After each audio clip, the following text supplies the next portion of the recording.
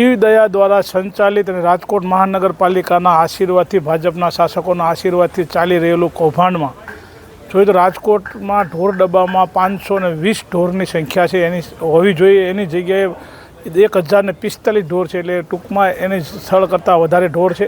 એક એ બીજું ભૂખે ઢોર મરી જાય છે. આપ જો પાલાની અંદર નકરી માટી છે, પાલો નામનો છે, માટી ઢોર ખાય, માટી જો શરીરમાં જાય તો શું દશા થાય.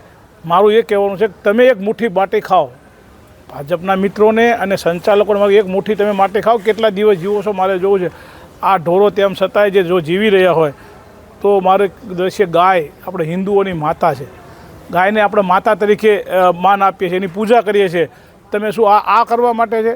આના પહેલાં મેં જ્યારે 292 ગાયો નહોતી મળી ત્યારે ઉપવાસ આંદોલન કરતા 48 કલાકના તેથી આ જીવદયાવાળાએ મારા વાહ ઠપકારેલો કે તમે સારું કામગીરી કરો છો. જો હું સારું કામગીરી કરતો તો તમને અત્યારે શું થયું? શું સંચાલન તમને આપ્યું એટલે આ કામગીરી કરો છો?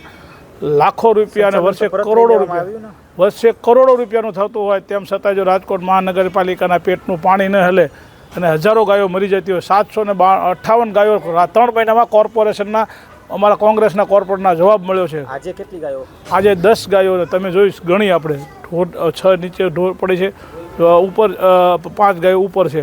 આપ જોઈએ 10 ગાયોના મૃત્યુ થયા તેમ છતાંય ભાજપનું પેટમાં પાણી હલતું નથી. ઝાકાસાણે મિસ્ટર ઝાકાસાણેને કહેવામાં આવે છે 6 ઢોર મર્યા છે.